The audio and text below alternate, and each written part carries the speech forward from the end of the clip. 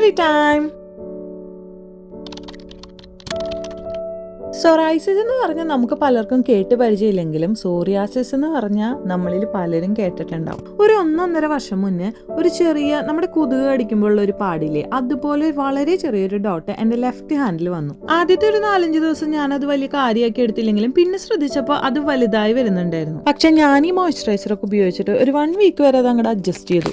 പതുക്കെ എന്റെ മേത്തൊക്കെ പുതിയ സെക്ഷൻസ് ഉണ്ടാവാൻ തുടങ്ങി. അധികം വൈകാണ്ട് തന്നെ there is something wrong with my body എന്ന് എനിക്ക് മനസ്സിലായി. ആദ്യം തന്നെ ഞാൻ ജിപിയിലേക്കാണ് വിളിച്ചത്. ആസ് യൂഷ്വൽ അവർ എന്നോട് പറഞ്ഞു ഫാർമസിയിൽ പോയിട്ട് ഫാർമസിസ്റ്റിനെ കാണാൻ. നെക്സ്റ്റ് ഡേ തന്നെ ഫാർമസിയിൽ പോയെങ്കിലും അവർ പറഞ്ഞത് ഡെർമറ്റൈറ്റിസ് ആണെന്നാണ്. എന്നിട്ട് അവർ എനിക്ക് ഒരു ഓയിൽമെന്റും കൂടി തന്നു വിട്ടായിരുന്നു. പക്ഷെ എന്തുകൊണ്ടോ എന്റെ മനസ്സ് പറയുന്നുണ്ടായിരുന്നു ഇത് അതല്ലാന്ന്. അതുകൊണ്ട് തന്നെ അവർ തന്ന ഓയിൽമെന്റ് ഞാൻ ഉപയോഗിക്കാൻ നിന്നില്ല. പിറ്റേ ദിവസം ഞാൻ വീണ്ടും ജിപിയിലേക്ക് വിളിച്ചു. ഫൈനലി അവർ എനിക്ക് ഡോക്ടറിന്റെ അപ്പോയിന്റ്മെന്റ് തന്നു. അപ്പോഴേക്കും ഇത് എന്റെ ഫുൾ ബോഡിയിൽ സ്പ്രെഡ് ആയിട്ടുണ്ടായിരുന്നു. എന്റെ ഫിസിക്കൽ ഹെൽത്തിനേക്കാളും ഇത് കൂടുതൽ ബാധിച്ചത് എന്റെ മെന്റൽ ഹെൽത്തിനെയായിരുന്നു. എന്റെ വക റിസർച്ച് നടത്തുന്ന ഒരു സ്വഭാവം എന്റെ കൂടപ്പിറപ്പായതുകൊണ്ട് ഓൾറെഡി ഇത് എന്താണ് അസുഖം എന്ന് ഏകദേശം ഒരു ഐഡിയ എനിക്ക് കിട്ടിയിരുന്നു. എനിക്കതൊന്ന് ഡോക്ടറിന്റെ വായന കേട്ടാൽ മാത്രം മതിയായിരുന്നു. പക്ഷെ നേരെ മറിച്ച് ഡോക്ടർ പറഞ്ഞത് ഇത് സ്കേബീസ് ആണെന്നാണ്. റീസെന്റ് ഇന്ത്യയിലേക്ക് ട്രാവൽ ചെയ്തുകൊണ്ട് അവിടെ നിന്ന് കിട്ടിയതാണെന്ന് ഡോക്ടർ അങ്ങോട്ട് ഉറപ്പിച്ചു. ഇത് ഒരു നടക്കൊന്നും പോവില്ല എന്നുള്ള കാര്യത്തിൽ ഒരു തീരുമാനമായി.